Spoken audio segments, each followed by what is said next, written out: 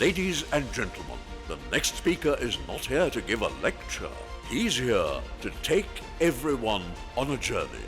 From India's greatest epics to today's toughest leadership moments. Please welcome Mr. Atul Satya Kaushik, a chartered accountant, law graduate, and one of India's most compelling speakers, known for blending sharp intellect, deep culture, and theatrical storytelling. His work has impacted over 5 lakh lives and empowered 25,000 professionals worldwide. What makes his sessions unforgettable? He decodes the Ramayana, Mahabharata, Bhagavad Gita, Chanakya Niti, and Shiv Puran.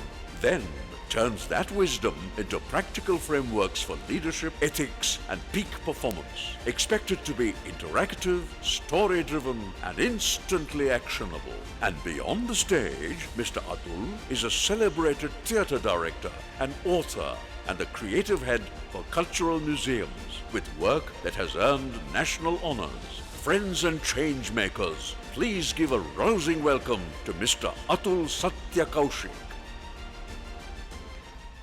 Thank you. Now I request Sri G.S. Juneja ji, member IMA EC, to escort our speaker, Sri Atul Satya Kaushik, on the stage, please.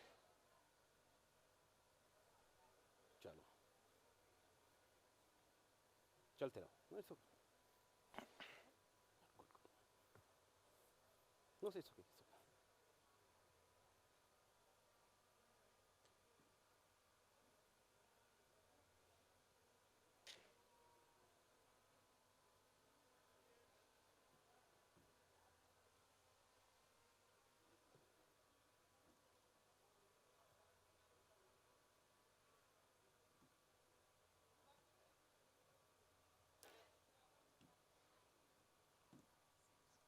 Can I have a huge round of applause for welcoming Sri Atul Satya Kaushik ji?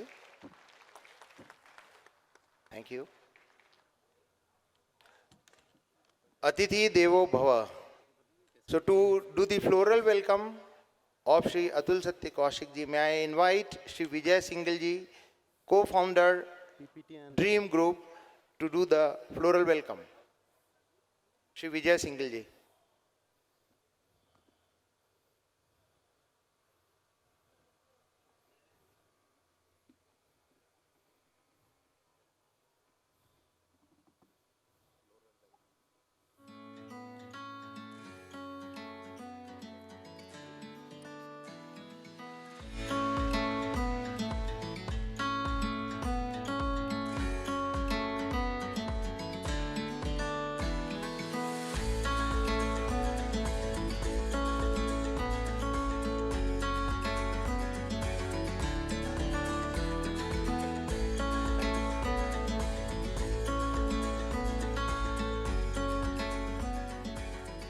Thank you very much, Vijay ji. Now, not further delaying, may I now invite Shri Atul Satya Kaushik ji to address us with these lines कि अंदाजे से मत नापिए किसी शख्सियत को, अंदाजे से मत नापिए किसी शख्सियत को, वो आसमां है और सर झुका के चलता है. तो ऐसी आसमां सी शख्सियत लिए श्री अतुल सत्य Kaushik, may I request to address us. Sir बहुत बहुत धन्यवाद. Am I audible? थोड़ा वॉल्यूम एक बार बढ़ा सकते हैं. And can I have the presentation here, please? Thank you. नमस्कार. आपकी नमस्कार को वापस आना पड़ेगा लौट के. नमस्कार. स्वनंद सर ने बहुत जागरूकता भरा, जोश भरा सेशन दिया, and I hope that after that जागृति, after that passion, we are in a position to understand a very interesting topic, स्वाभाविक leadership, the Indian way. Sir बहुत बहुत धन्यवाद मेरा साथ देने के लिए. बहुत बहुत धन्यवाद IMA मुझे एक बार दोबारा बुलाने के लिए, and really a big thank for choosing a topic which is स्वाभाविक leadership, the Indian way. My dear friends, I am Atul Satya Kaushik. I have had the good fortune of studying chartered accountancy, law, BCom honors. I've had the good fortune of writing many plays, directing many plays. I've had the good fortune of working closely with various governments in creating museums based on Ramayana Mahabharata. And from all that experience, I'm going to tell you a lot of stories today. And I hope सबको कहानियाँ बहुत पसंद हैं. You all like stories? Say yes. Thank you so much. और मेरी कहानियाँ उन पात्रों के आसपास होंगी, उन किरदारों के आसपास होंगी जिनको आप जानते हैं. राम, कृष्ण, चाणक्य, विदुर, रावण, दुर्योधन. पर मेरी कोशिश रहेगी उन कहानियों को एक ऐसे अंदाज से पेश करूं कि आपको स्वाभाविक लीडरशिप का जो क्रक्स है वो आज समझ आए. स्वाभाविक माने हम सब जानते हैं natural leadership, but the Indian way. Now Indians का जो स्वभाव है वो थोड़ा ट्रिकी है, और खासकर अगर हम इंदौर में बैठे हैं तो यहाँ स्वभाव और दबंग हो जाता है. तो स्वाभाविक लीडरशिप का मतलब क्या हुआ सर? एक बात तो समझ आती है कि जो आपका स्वभाव है, जो आपका नेचर है, आपकी लीडरशिप उससे ड्राइव हो कि हम तो ऐसे हैं और यही हमारा लीडरशिप स्टाइल है. यहां पर सर मुझे जॉन एलिया की एक बात सबसे पहले याद आती है, जो खासकर हम भारतीयों के स्वभाव को और मध्य प्रदेश, इंदौर, भोपाल के स्वभाव को बहुत अच्छे से डिफाइन करती है. यदि आप तक पहुंच जाए तो बताइएगा. जॉन एलिया कहते हैं, ठीक है खुद को हम बदलते हैं, ठीक है खुद को हम बदलते हैं, शुक्रिया मशवरे का अब चलते हैं. तो ये हमारा स्वभाव है कि हम तो जैसे हैं यही हमारा स्टाइल है, यही हमारी लीडरशिप है. बट स्वाभाविक लीडरशिप का एक पहलू ये भी है कि हम अपने स्वभाव में लीडरशिप लेकर आए. हमको किसी विजिटिंग कार्ड, किसी ऑफिस, किसी पोजीशन, किसी ऑर्डर की आवश्यकता ना हो. जो हमारे चरित्र हमको सिखा गए हैं, जो राम सिखा गए हैं, कृष्ण सिखा गए हैं, उनसे हम सीखें और अपने पर्सनैलिटी में हम लोग लीडरशिप को लेकर आए. उसको हम कैसे समझते हैं ये आज मैं आप लोग के साथ शेयर करना चाह रहा हूं जी. सबसे पहले एक कहानी से शुरुआत करते हैं, एक कंपैरेटिव स्टोरी. प्रभु राम और प्रभु कृष्ण, इन दोनों पात्रों को हम सब बहुत अच्छे से जानते हैं. सेम सिचुएशन में दोनों का लीडरशिप स्टाइल क्या अलग हुआ, क्या उनके स्वभाव ने उनके लीडरशिप को ड्राइव किया, ये आज मैं आपके सामने रखना चाहता हूं. जब लंका का युद्ध चल रहा था साथियों, और सुनिए इनमें आपको प्रभु राम और प्रभु कृष्ण का कैरेक्टर भी समझ आएगा. जब लंका का युद्ध चल रहा था, कुछ 7-8 दिन हो गए थे, तो एक बार ऐसा भ्रम हुआ कि शायद रात को लंका की सेना प्रभु राम के कैंप की तरफ आ रही है. अब लक्ष्मण ने कहा, भैया लगता है रावण आ रहा है आपकी शरण में अपना सर रखने के लिए. प्रभु राम ने कहा, शरणागत है तो स्वागत है. कृष्ण लक्ष्मण ने कहा, पर भैया एक कठिनाई खड़ी हो जाएगी. प्रभु राम ने कहा, कैसी कठिनाई? लक्ष्मण ने कहा कि भैया आपने पहले ही विभीषण को लंकाधिपति घोषित कर दिया है, उनका अभिषेक तक कर दिया है. अब यदि राम आपकी शरण में आ गए, ये अपने आप स्विच हो रहा है, प्लीज इसको देखिएगा. अब यदि राम आपकी शरण में आ गए, रावण आपकी शरण में आ गए, तो क्या होगा? अब आप प्रभु राम का चरित्र देखिए. प्रभु राम ने लक्ष्मण से कहा, आने दो मेरे भाई, हम रघुवंशी हैं. लक्ष्मण हम रघुवंशी हैं, शरणागत को अपनाएंगे, इनको लंकेश बनाया है, उनको अवधेश बनाएंगे. यदि वो वाकई में शरण में आ रहा है तो हम अयोध्या दे देंगे. अवध पे शासन करें भले वो करें धर्म का जो पालन. अवध पे शासन करें भले वो करें धर्म का जो पालन. विभीषण ने कहा, और प्रभु राम आप? प्रभु राम ने कहा, हमारा क्या है, अभी 2 हैं, फिर चारों भाई फिरेंगे वन वन सन्यासी बन. अवध उनको दे देंगे और हम चारों वन चले जाएंगे. ये प्रभु राम का कैरेक्टर है. त्याग उनके कैरेक्टर की, उनकी पर्सनैलिटी का पार्ट है, उनका लीडरशिप स्टाइल है. मगर इमेजिन कीजिए यदि यही कृष्ण के साथ हुआ होता तो क्या वो अवध छोड़ देते? वो तो स्ट्रैटेजी के मास्टर थे, वो कहाँ छोड़ने वाले थे. और ऐसा कई बार हुआ उनके साथ.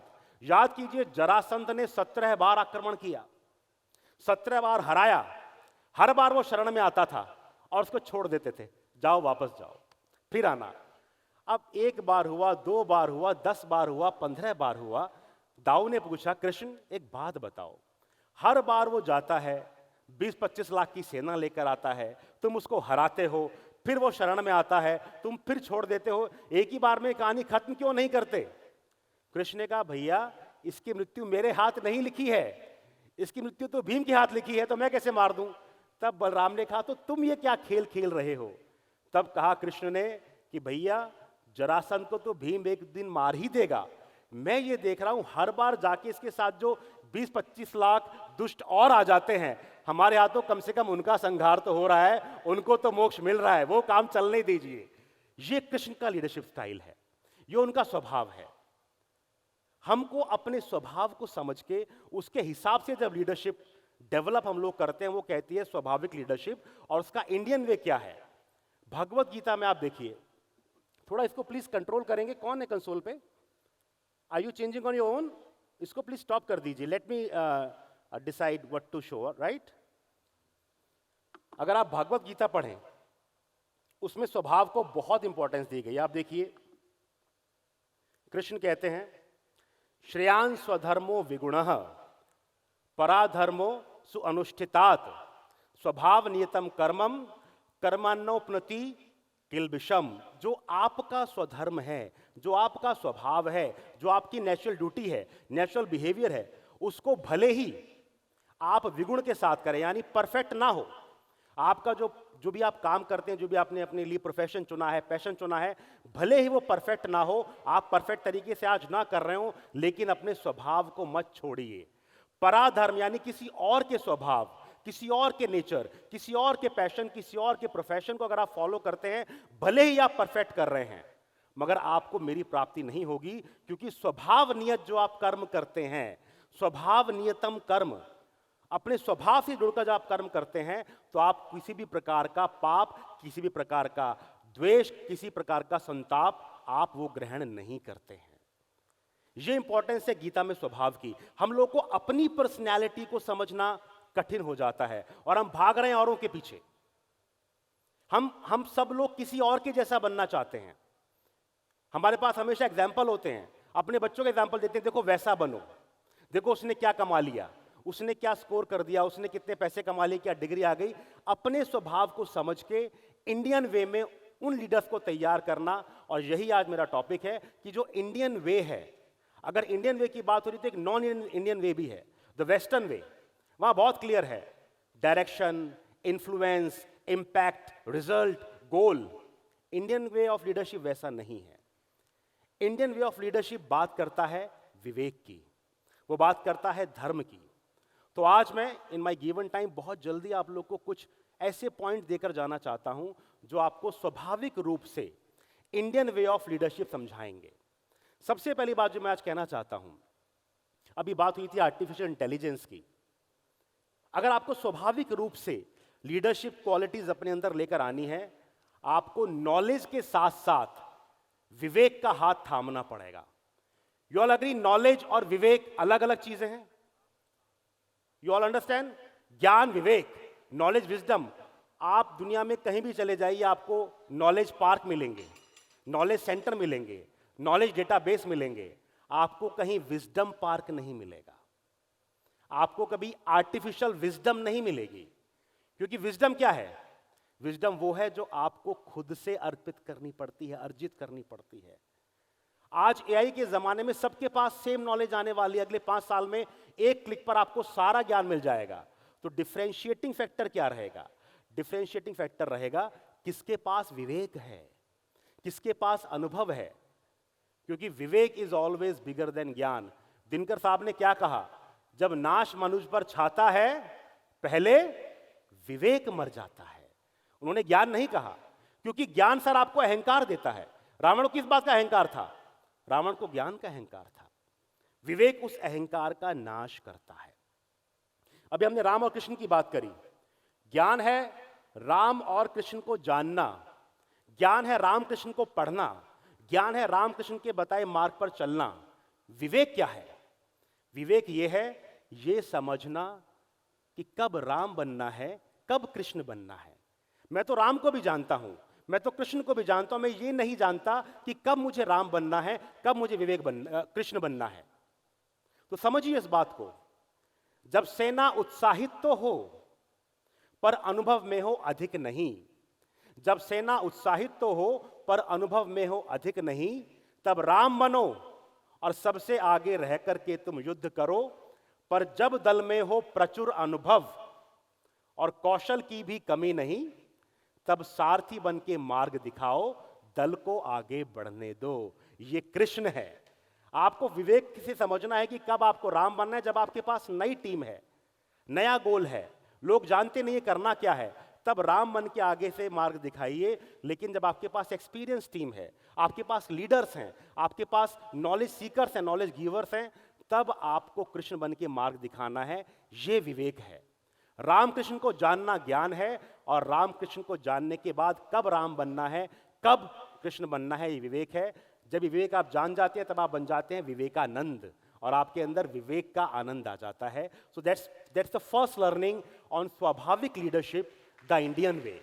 ज्ञान को जगाइए, लेकिन ज्ञान के साथ साथ विवेक को अवश्य जागृत कीजिए, क्योंकि इंडियन वे ऑफ लीडरशिप में कैरिज्मा नहीं, कैरेक्टर इंपॉर्टेंट है, चरित्र इंपॉर्टेंट है। और हमारे इतिहास में ऐसे ऐसे चरित्र हुए हैं जिन्होंने अपने अपने हिसाब से हमको नेतृत्व का, लीडरशिप का मार्ग बताया है। विवेक के बाद में बात करना चाहूंगा धर्म की। किसी भी वेस्टर्न बुक में आपको धर्म शब्द नहीं मिलेगा।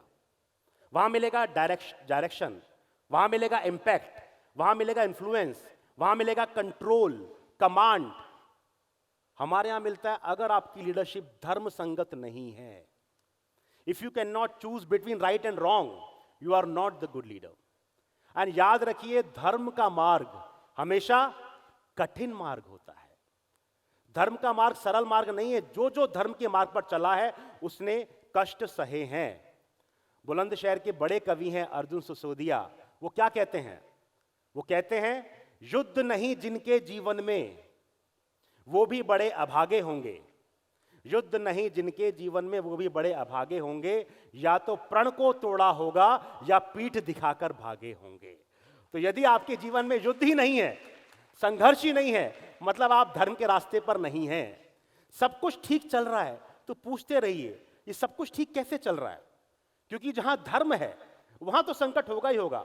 प्रभु राम के लिए मैं कहता हूं, ना सोच लघु ना निश्चय ही, ना लघु कर्म का संचय ही, ना सोच लघु ना निश्चय ही, ना लघु कर्म का संचय ही। और जीवन भर के संघर्षों ने लिया तनिक विराम नहीं। जहां रघु वहां कुछ लघु नहीं, जहां राम वहां आराम नहीं। जहां राम है वहां आराम नहीं हो सकता।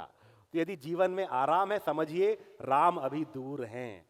अब इसका मतलब नहीं कि आप जाके प्रॉब्लम ढूंढें कि प्रॉब्लम दीजिए मेरे को, ऐसा नहीं। यदि आप धर्म के मार्ग पर हैं तो संकट होगा। उस संकट में आप किसको चुनते हैं? देखिए, स्वार्थ में भी स्व आता है। आप स्वार्थ को चुनते हैं या आप समाज के, देश के, राष्ट्र के हित को चुनते हैं? इस कहानी को याद कीजिए। यहां मुझे याद आती है युधिष्ठिर की। उनको क्या कहा जाता है? धर्मराज युधिष्ठिर। इस कहानी के माध्यम से उन्होंने बताया कि धर्म क्या होता है, धर्म संगत लीडरशिप क्या होती है, और कैसे जब धर्म की बात आए तो आप अपने पर्सनल इंटरेस्ट को आपको पीछे रखना पड़ता है, तब आप बनते हैं स्वाभाविक लीडर द इंडियन वे। हम सब जानते हैं वनवास में somebody's, I don't know what's happening, जब एक समय आया, वनवास पर थे, पांचों भाई वन में थे, प्यास लगी, एक एक करके पांचों भाई जा रहे थे नदी में पानी पीने के लिए, पानी लेने के लिए। वहां यक्ष था। यक्ष ने बोला कि आप पानी अवश्य लेकर जाइए, मगर पहले मेरे प्रश्नों का उत्तर दीजिए। यदि आप मेरे प्रश्नों का उत्तर नहीं दे पाए तो आपको मृत्यु की प्राप्ति होगी। एक एक करके चार भाई गए, किसी ने उत्तर नहीं दिया, किसी ने प्रश्न सुना नहीं, कोई एरोगेंट हो गया। युधिष्ठिर के चारों भाई हताहत हो गए। खुद गए कि मेरे भाई कहां गए, लौटकर नहीं आए। जब पहुंचे तो चारों भाई लाइन से उनको गिरे हुए दिखाई दिए।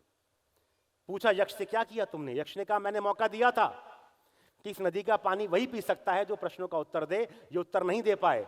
तुमसे भी कहता हूं, यदि मेरे प्रश्नों का उत्तर नहीं दे पाए तो तुमको मृत्यु मिलेगी। यदि दे पाए तो जल भी ले जाना और अपने चारों में से किसी एक भाई को जीवित करके ले जाना। अब धर्मराज थे, ज्ञानी थे, अवश्य उत्तर तो दे दिए। सब प्रश्नों का उत्तर दिया। यक्ष बहुत प्रसन्न हुआ। यक्ष ने कहा कि ठीक है युधिष्ठिर, तुमने मेरे सब प्रश्नों का उत्तर दे दिया, अब इन चारों में से एक भाई को आप जीवित कर लीजिए। ये आता है धर्म संकट, ये आती है परीक्षा। युधिष्ठिर जानते हैं कि वनवास के बाद महाभारत होने वाला है, सबसे बड़ा युद्ध होने वाला है। तो महाभारत जीतने के लिए किसकी आवश्यकता पड़ेगी? सर्वश्रेष्ठ धनुर्धर की, अर्जुन की। वही तो हराएगा सबको। पितामह को कौन हराएगा? कर्ण को कौन हराएगा? अर्जुन हराएगा। अर्जुन नहीं तो किसकी आवश्यकता पड़ेगी? भीम की, सबसे बलवान। अर्जुन नहीं है तो भीम सबको हरा देगा। मगर युधिष्ठिर ने किसको चुना? नकुल को चुना कि आप नकुल को जीवित कर दीजिए। पूछा यक्ष ने, ये क्या चुना तुमने? तब कहा धर्मराज ने कि मेरे पिता की 2 पत्नियां थीं, यानी मेरी 2 माताएं हैं। अपनी माता का एक बेटा सबसे बड़ा मैं जीवित हूं युधिष्ठिर। मैं कैसे अपनी छोटी माता के दोनों बेटे मरे छोड़ जाऊं? उसका भी एक बड़ा बेटा तो जीवित रहे। आप नकुल को जीवित कर दीजिए। यह होती है धर्म संगत लीडरशिप। युद्ध को भूल गए, स्वार्थ को भूल गए। होता रहेगा युद्ध, होता रहेगा, लेकिन मैं अपनी छोटी माता को कैसे कहूं स्वर्ग में जाकर कि आपके दोनों बेटों में से मैंने एक को भी जीवित नहीं किया? इसलिए कहता हूं धर्म का मार्ग, धर्म की लीडरशिप कठिन होती है। वहां आपको कठिन चॉइसेस करनी पड़ती हैं, आपको डिफिकल्ट डिसीजन लेने पड़ते हैं, लेकिन इंडियन वे यही है। It is not about 7 C's of communication, it is about choosing the right thing. विवेक के बाद धर्म, धर्म के बाद जो तीसरी बात आती है, Indian leadership is not outward, it is inward. आप बाहर जो बदलाव करने की कोशिश कर रहे हैं उससे पहले अंदर बदलाव कीजिए। Self discovery, self improvement. आप अपने अंदर कौन सी लीडरशिप क्वालिटीज इंकलकेट कर रहे हैं? बाहरी कमांड से ज्यादा, औरों को डायरेक्शन देने से ज्यादा कि आप अपने आप को डायरेक्शन दे रहे हैं। और यहां पर मुझे सबसे अच्छा एग्जांपल जो समझ आता है वो आता है महाविष्णु का। महाविष्णु हम सबके आराध्य हैं, जिनका काम है प्रिजर्व करना, फॉस्टर करना, सस्टेन करना। महाविष्णु युग पुरुष, युग नेता, युग देवता, लेकिन वो आराम नहीं कर रहे हैं, हर बार अपने आप को इंप्रूव कर रहे हैं। Every time he is improving himself, every time. कल्कि के अवतार का हम इंतजार कर रहे हैं, लेकिन उससे पहले 9 अवतार ले चुके हैं। और बोलते हैं अर्जुन को, न मे पार्थास्ति कर्तव्यम त्रिषु लोकेश किंचन नान वापम वाप्तव्यम वर्त एव च कर्मणि। अर्जुन, मेरे करने लायक कोई काम इस दुनिया में बचा नहीं है। Nothing more which I can achieve. मैं सब पा चुका हूं, सब देख चुका हूं, सब खो चुका हूं, फिर भी मैं आता हूं, हर बार लौट कर आता हूं। क्यों? क्योंकि अगर मैं काम नहीं करूंगा, मुझे देखकर आप लोग भी काम करना बंद कर दोगे। यदि मैं अपने आप को इंप्रूव नहीं करूंगा, आप अपने आप को इंप्रूव नहीं करेंगे। तो आप देखिए, सबसे पहले मत्स्य अवतार लिया, मछली बनकर आए। उसके बाद अपने आप को इंप्रूव किया, कूर्म बनकर आए। फिर इंप्रूव किया, मछली रहती है पानी में, कौन रहता है धरती और पानी पर, लेकिन चल नहीं सकता, वरह बनकर आए, 4 पैर पर चलना सीखा। उसके बाद नरसिंह बनकर आए, आधा पुरुष आधा जानवर। परशुराम बनकर, वामन बन के आए, वामन के बाद परशुराम बन के आए, परशुराम के बाद राम बन के आए, कृष्ण बन के आए, बुद्ध। अब कल्कि का हम लोग वेट कर रहे हैं। जब ईश्वर अपने आप को कॉन्स्टेंटली इंप्रूव कर रहे हैं, हम अपने स्वभाव में इंप्रूवमेंट क्यों नहीं ला सकते? हम क्यों थक के बैठ जाते हैं? अरे अब तो उम्र हो गई, अब क्या सीखेंगे, अब कहां अपने आप को इंप्रूव करेंगे? This is not the Indian way. Indian way is constant improvement. Look at this master, हम सब जानते हैं इनको, greatest batsman who ever walked on this earth. हम इनको गॉड ऑफ क्रिकेट बोलते हैं। लेकिन याद कीजिए ऑस्ट्रेलिया की वो सीरीज, जब ये कैप्टन भी थे, टेस्ट मैच में ऑफ साइड पर रन बनाते हुए हर बार आउट हो रहे थे। 1 मैच हुआ, 2 मैच हुआ, हर बार टेस्ट मैच में ऑफ साइड पर रन बनाते हुए आउट हो रहे थे।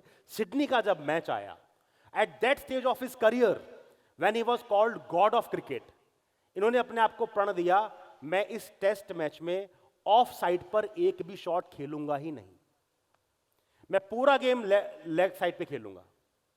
And he did that. आप आज भी हाईलाइट खोल लीजिए, 250 रन बनाए, एक भी रन ऑफ साइड पर नहीं लिया। कितनी बॉलें आई होंगी कि चौका मारो, चौका मारो। प्रण लेकर आए कि अब मैं ऑफ साइड पर एक भी रन नहीं बनाऊंगा, because he believed in constant improvement. अपने आप को इंप्रूव करने की जो प्रवृत्ति है, जिस दिन हमारे अंदर आ गई, हम स्वाभाविक रूप से लीडर बनना अपने उस मार्ग पर चल पड़ेंगे, and we will keep improving ourselves. Next important point I want to make about Indian way of स्वाभाविक लीडरशिप, जो बहुत ज्यादा हम लोग कंफ्यूज रहते हैं। हम सोचते हैं लीडर वो है जिसके पीछे हजारों लोग चल रहे हैं। आजकल तो इंस्टाग्राम पे फॉलोअर्स चेक किए जाते हैं, कितने लोग आपको फॉलो कर रहे हैं। इंडियन वे में लीडर वो नहीं है जो जिसको हजारों लोग फॉलो कर रहे हैं, लीडर वो है जो अपने जैसे और हजार खड़े कर सकता है। अपने जैसे और, मैं हमेशा बोलता हूं कि यदि आप किसी पोजीशन पे थे और उस पोजीशन से जब आप चले गए, रिजाइन कर दिया, रिटायर हो गए, आगे बढ़ गए, और आपको फोन आता है, अरे कौशिक साहब आपके जाने के बाद वो बात नहीं रही जो आपके समय में हुआ करती थी। गलती किसकी है? कौशिक साहब की गलती है। आपने अपने समय में वो लीडर क्यों नहीं तैयार किए जो आपकी जगह ले सके? यदि आपके जाने के बाद आपको मिस किया जा रहा है, गलती आपकी है, लीडर्स आपको तैयार करने थे। How many new leaders can you create? और यहां हमेशा मुझे याद आती है चाणक्य की। हम सब ने कहानियां सुनी हैं। Chanakya has his own style, उनका अपना एक तरीका था लीडरशिप का। वो अनुभव से सिखाते थे, वो करके सिखाते थे, वो तर्क से सिखाते थे। जब उनको लगा कि एक चुनौती आ रही है, उस चुनौती के लिए, उसका सामना करने के लिए पूरे भारत को संगठित करना है, और वो धनानंद जब नहीं माना तो प्रण लिया कि इस देश की मिट्टी से एक बालक चुनूंगा, उस बालक को मैं पूरे भारतवर्ष का सम्राट बनाऊंगा और तुमको विस्थापित करूंगा। तब ढूंढा, सड़क पे घूम रहा था चंद्रगुप्त मौर्य, उसमें कुछ क्वालिटी उनको दिखाई दी, वो क्वालिटी दिखाई दी, उसको बोला आओ। बोलो कहां चलना है गुरुदेव? बोला तुमको भारत का सम्राट बनाना है। वो भी हंसा, उसके साथी भी हंसे, मगर एक दिन चाणक्य ने वो करके दिखाया। लेकिन चाणक्य का जो लीडरशिप स्टाइल था, वो सिखाते कैसे थे, एक्सपीरियंशियल लर्निंग कैसे देते थे, वो सुनिए इन दो कहानियों से। एक बार चंद्रगुप्त मौर्य और चाणक्य रास्ते से कहीं जा रहे थे, गांव का रास्ता था, चल रहे थे। चाणक्य के पैर में एक कांटा लगा। कांटा लगा तो देखा उस राह में बहुत सारे कांटे भरे हुए हैं। चाणक्य ने बोला, चंद्रगुप्त इस रास्ते से तो बहुत लोग गुजरते होंगे, और मेरे जैसे साधु चप्पल भी नहीं पहनते, नंगे पैर घूमते हैं, उनके पैर में कांटा लगता होगा। इस रास्ते के कांटों को साफ कर दो, और ऐसा करो कि इसके बाद किसी को तकलीफ ना हो। मौर्य ने कहा किया, वो एक एक करके कांटा चुनने लगे। चाणक्य ने कहा क्या कर रहे हो? बोला कि सर एक मिनट महाराज, मैं कांटे चुन रहा हूं। चाणक्य बहुत जोर से हंसे कि ऐसे तो उम्र बीत जाएगी, तुम कांटे साफ नहीं कर पाओगे, हटो यहां से। उन्होंने चाणक्य को मौर्य को हटा दिया वहां से। आसपास देखा, एक पेड़ दिखाई दिया। उस पेड़ की जड़ में चाणक्य ने मीठी लस्सी डाल दी, मट्ठा डाल दिया, लस्सी डाल दिया। मौर्य हंसे कि गुरुदेव मैं कम से कम कांटे उठा तो रहा था, आप तो उल्टा पेड़ की जड़ों में लस्सी डाल रहे हैं, इससे कुछ होने वाला नहीं है। चाणक्य ने कहा कल आकर देखना। अगले दिन जब वो आए, सड़क पे एक भी कांटा नहीं था। मौर्य हैरान परेशान कि गुरुदेव ये आपने कैसे किया? चाणक्य ने कहा, अगर कूड़े के ढेर पर शीशे का महल बनाओगे, वो बदबू मारेगा ही मारेगा। ध्यान रखिए, अगर कूड़े के ढेर पर शीशे का महल बनाओगे, वो हमेशा स्मेल करया करेगा। प्रॉब्लम की जड़ ढूंढो। प्रॉब्लम की जड़ थी ये पेड़, जिसकी शाखाओं से कांटे झड़ रहे थे। मैंने पेड़ की जड़ में मीठा मट्ठा डाला, चींटियां आई, वो उस मट्ठा के साथ साथ पेड़ की जड़ को भी खा गई। पेड़ गिर गया, सुबह सफाई करने वाले सफाई कर दी। अब इस राह पर कभी कांटा नहीं होगा। ये इंडियन वे ऑफ लीडरशिप है। हम लोग लक्षण पर प्रहार नहीं करते, हम बीमारी पर प्रहार करते हैं। बीमारी क्या है, उसका रूट कॉज क्या है, उसका कारण क्या है? आजकल अपने आसपास हम देखिए बहुत लिपापोती होती है। अरे बात को दबा दो, अरे नहीं मैटर बन जाएगा, अरे इश्यू हो जाएगा। No, never try to cure the symptom, try to cure the disease. और यही चाणक्य ने हमेशा किया, उम्र भर किया। एक और बड़ी बीमारी का उन्होंने इलाज किया। जब चंद्रगुप्त मौर्य राजा बन गए, सम्राट बन गए, और चाणक्य बने उनके प्रधानमंत्री, और चाणक्य के स्पाइज होते थे, वो जाके पता करते थे क्या चल रहा है क्या नहीं चल रहा। तो एक बार वो दूत गए, पता करके उन्होंने बोला कि महाराज, हे गुरुदेव, जो महाराज के आसपास के अमात्य हैं, उन्होंने महाराज के मन में बात डाल दी है कि राज्य आप नहीं चला रहे, राज्य तो चाणक्य चला रहे हैं। और महाराज ने निर्णय लिया है कि अब मैं आचार्य चाणक्य से कोई सलाह नहीं लूंगा। तो बहुत दिनों तक चंद्रगुप्त मौर्य आचार्य चाणक्य के घर आए ही नहीं बातचीत करने के लिए। चाणक्य ने बहुत इंतजार किया, वो नहीं आए। चाणक्य को लगा कि अब शिष्य को एक नई शिक्षा देने का समय आ गया है। वो उनके दरबार गए, वहां मौर्य बैठे थे, अपने मंत्रियों से बातचीत कर रहे थे। उन्होंने कहा, अरे गुरुदेव आप आ गए, आइए आराम कीजिए, मैं पानी वानी भिजवाता हूं। चाणक्य ने बोला, नहीं मैं आराम करने नहीं आया, मैं तुमसे एक प्रश्न पूछने आया हूं। मौर्य ने कहा कि गुरुदेव थोड़ा मैं बिजी हूं, थोड़ा काम वाम कर रहा हूं, थोड़ा समय दीजिए। उन्होंने कहा, छोटा सा प्रश्न है 30 सेकंड का, जिसका उत्तर तुम्हारे पास नहीं है, मुझे पता है, मैं सिर्फ प्रश्न देकर जा रहा हूं, और जब उत्तर तुम्हारे पास आ जाए तब आके मेरी कुटिया में बता देना। चाणक्य ने प्रश्न पूछा।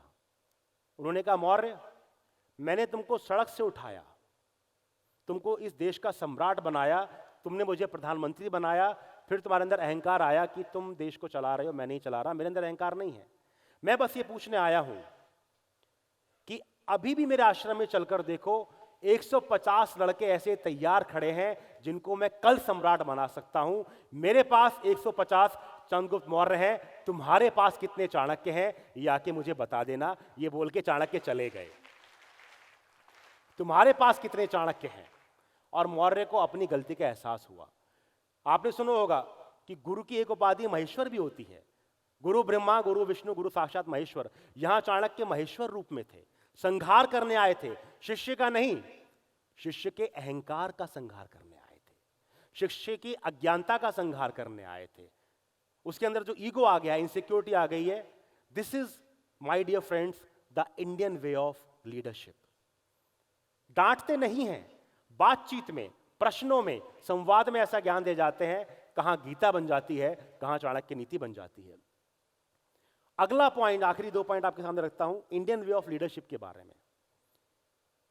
हमारा जो देश रहा है, उसका जो इतिहास रहा है, उसमें नेतृत्व में, लीडरशिप में सेवा भाव जो रहा है, जो त्याग का भाव रहा है। आप बड़े से बड़ा राजा ले लीजिए, आप महात्मा गांधी ले लीजिए, छत्रपति शिवाजी महाराज ले लीजिए, सबने त्याग किया है, सबके मन में सेवा का भाव था। मगर मैं बात करना चाहता हूं इस चरित्र की, पवन पुत्र हनुमान की। क्या वो सेनापति थे? नहीं थे। क्या वो मंत्री थे? नहीं थे। क्या वो राजा बने? नहीं बने। फिर भी युद्ध में इनकी बात क्यों होती है? हम इनको इतना बड़ा युग पुरुष क्यों मानते हैं? मैं आपसे पूछना चाहता हूं कि हनुमान जी का जॉब प्रोफाइल क्या था? What was his job profile? भाई, सुग्रीव की सेना में एक सैनिक थे, उनके मंत्री थे, उनके पास एक गुट था सेनाओं का। पर जब सुग्रीव को दिखाई दिए राम लक्ष्मण आ रहे हैं चल के, पता करना पड़ेगा कि ये कौन है, बोला हनुमान जाओ, भेष बदलो, ब्राह्मण का रूप लो और क्वेश्चन करके आओ। तो इंटरव्यू लेने चले गए, इंटेरोगेट करने चले गए। फिर कहा अब मां सीता का पता करना है, जाओ हवाई जहाज बनो, उड़कर जाओ और पता करके लाओ। वहां जाकर मैसेंजर बने। रावण की सभा में गए तो डिप्लोमेट बन गए, स्ट्रेटेजिस्ट बन गए, कम्युनिकेशन एक्सपर्ट बन गए। फिर पता चला लक्ष्मण को शक्ति लग गई, अब क्या करना है? अब जाना है भाई, पहाड़ लेकर आना है। उनका जॉब प्रोफाइल था क्या? एक ही जॉब प्रोफाइल था, राम काज किए बिना मोहे कहां विश्राम।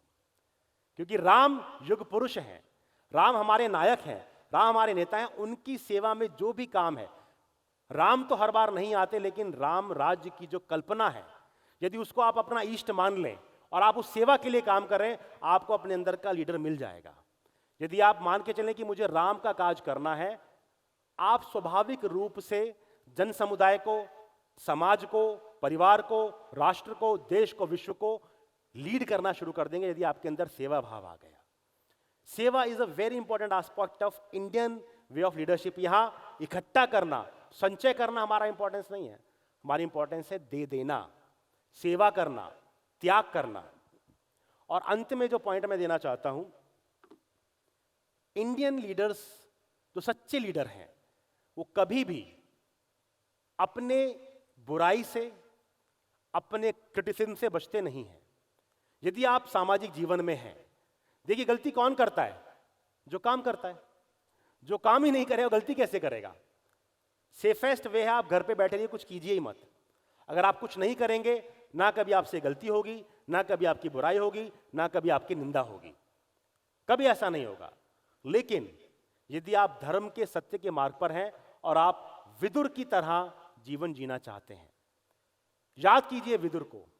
हमेशा धृतराष्ट्र को, दुर्योधन को सच्चे शब्द बोले, परंतु कड़वे शब्द बोले, क्योंकि सत्य कड़वा होता है। एक बार भी समाज के सामने, राज्य के सामने, राजा के सामने, राजकुमार के सामने झुके नहीं। जो सत्य है, जो धर्म है, हमेशा वो कहा। और आप पूरा महाभारत उठा के देख लीजिए, एक एक चरित्र पर प्रश्न उठे हैं। यहां तक कि भगवान कृष्ण पर भी आपको प्रश्न मिल जाएंगे। विदुर के चरित्र पर, उनकी निष्ठा पर आपको दुनिया की किसी महाभारत में कोई प्रश्न नहीं मिलेगा, क्योंकि किसी को भी उनकी लॉयल्टी पर, उनकी लीडरशिप पर डाउट नहीं था। और अंत में हमेशा याद रखिए, यदि आप विदुर की तरह जीवन जी सकते हैं तो भगवान भोजन करने आपके घर ही आएंगे। वो दुर्योधन के यहां नहीं गए, वो कहां गए?